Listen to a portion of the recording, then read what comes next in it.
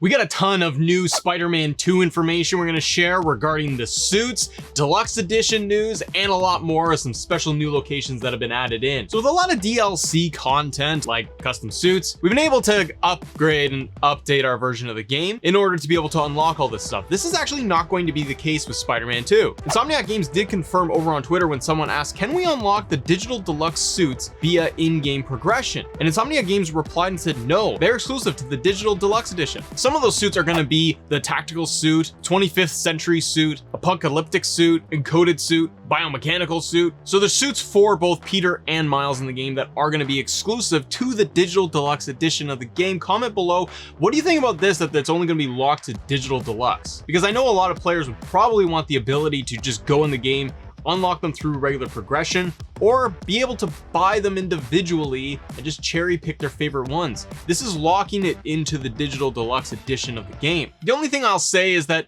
I think like a majority of players are huge fans and they're gonna want to get that deluxe edition to be able to unlock all of these suits. The base game is not going to provide that, and I think when you're just looking at a little bit of an increase dollar wise, you're going to be able to get all of that plus the extra bonus points, the photo mode things. You're getting a lot more value, and it's a Spider-Man game, but I'd love to know what you think. Now, speaking of the suits that you're getting, Brian Intahar did an interview with Marvel and talked a little bit more in depth regarding the suits, variants, all this different stuff we got to talk about. So when asked about costumes, what to include for pre-order or what's in the game, Brian Intahar had the following to say. He said that they made the decision pretty quickly and that we have two suits that at least have capes. That's something we didn't have in both Spider-Man 1 and Miles, and they said, let's do it. Brian continued to say that, quote, so we actually have those two suits, one for Pete and one for Miles. But what's really cool is not only being able to have those suits feature a cape and really seen, especially when you're wingsuiting,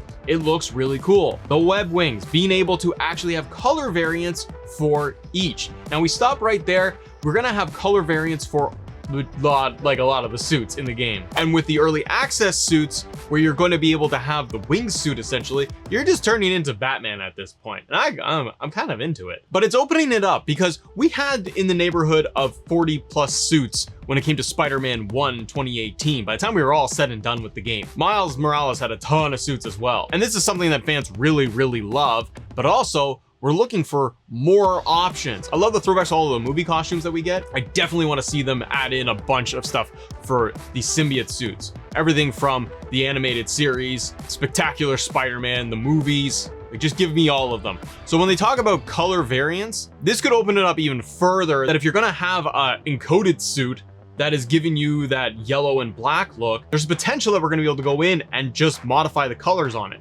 This expands it so much more for me, and I think it gives players way more fun, more options, and as Brian talks about, it's gonna do great things when it comes to photo mode. Now this next update from Brian, I thought it was very interesting with regarding to switching heroes in the story itself. Brian says that first off, there's a reason beyond just being called a sequel. It's called Marvel's Spider-Man 2. It's a game featuring two superheroes. It was really important that we have experience in a way, at least on the game side, of your playing as both Peter and Miles, like really embracing. Not only do they have, you know, a big story they're sharing within the world, but they have their own individual journeys and we want people to experience them. I really love this from Insomniac Games, that we have the giant overarching story of what's going on with Peter and Miles and the symbiote and Venom and Kraven and all this good stuff. But then they're gonna have their individual stories within the game.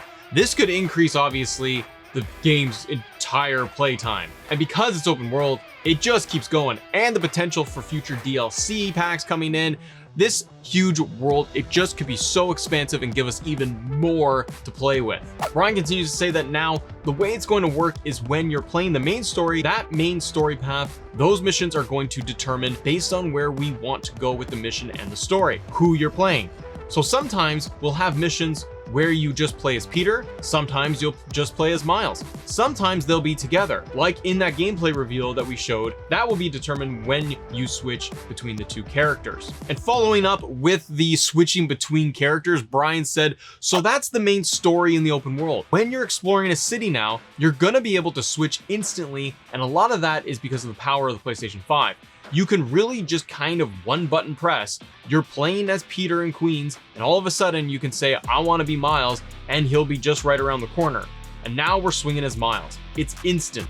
And what's great is that we'll have content in the open world that's designed specifically around Peter, because we always want to make sure that what we're doing is, whatever content we have has a great story around it. So sometimes we want to craft around a certain character. Same thing for Miles. We have content designed specifically for him, and then we have shared content where you can play as either Peter or Miles. And I love this not only for the fact of just the variety that we are going to have, being able to toggle between both of them unless you are in a specific mission and they're going to say, I can't come right now, but I love what this could do for future Insomniac Games Spider-Man game. What if we wanted to introduce Spider-Gwen? What if we wanted to introduce Venom as a playable character? There's so much more they could do, and if they have now been able to crack this and open this up where we're going to be able to instantly toggle between characters, this will open it up for a future standalone Miles Morales game if they want to do Miles 2. And again, what if we get into down the road where we're going to have Peter and Venom working together as part of the bigger story in Spider-Man 3 or Spider-Man 4?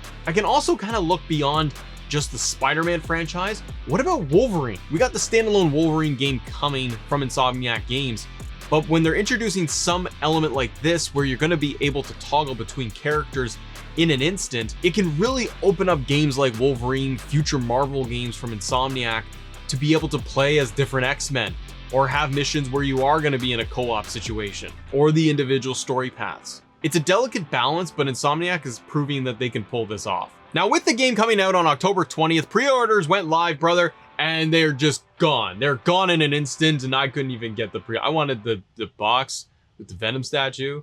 I ain't having it. That thing was sold out in seconds. I'm in Canada, so they probably only had like 5. But once the pre-orders went up and into the store, we got more information regarding the game, which include additional locations that are now being revealed. So some of the information from official PlayStation Store says the following: you can visit an expanded Marvel's New York, explore a larger Marvel's New York than ever before, featuring 2 new boroughs, Brooklyn and Queens, as well as locations like Coney Island and more. Now, if you remember, Coney Island location took place in Spider-Man Homecoming with the Vulture and Spider-Man having their big final epic battle and the plane crashed and they landed on Coney Island, and then it all ended there. Vulture was a great character in that, but it's also Michael Keaton. Michael Keaton is awesome at everything. But what this will look like in Marvel Spider-Man 2 is still unknown. Insomniac Games loves to put their own unique twist and spin on this. We could see things where you're gonna have maybe a scene where you're going to be Mary Jane and doing the walk around as Mary Jane in Coney Island, or you're going on a date with Peter, or they could have a huge boss battle in Coney Island. Now, another location that's been posted and it's actually been taken down and then it's been re-added again, but it's the Emily May Foundation. This is actually seen in some of the art that Insomniac Games has posted, where you can see the sign for the Emily May Foundation. Now, this is a combination of things: Emily Osborn, who passed away, as well as Aunt May, and they put this foundation together. The question is, who is behind it? One of the obvious ones would be maybe Norman Osborn, or could it be Martin Lee? Because the sign itself, this is my just fan speculation, because the sign is all in green, I'm kind of leaning towards it's something done by Harry and Norman and they are behind this. But I wonder what role this is going to play in the game, and if this is going to be a large side mission, something even bigger is going to be behind it with Green Goblin potentially. But comment below your thoughts on the suits, the deluxe edition, as well as Brian's comments here regarding the elements of the story. I love to know. Subscribe to the channel, hit the like button. I'll see you on the next episode. Bye.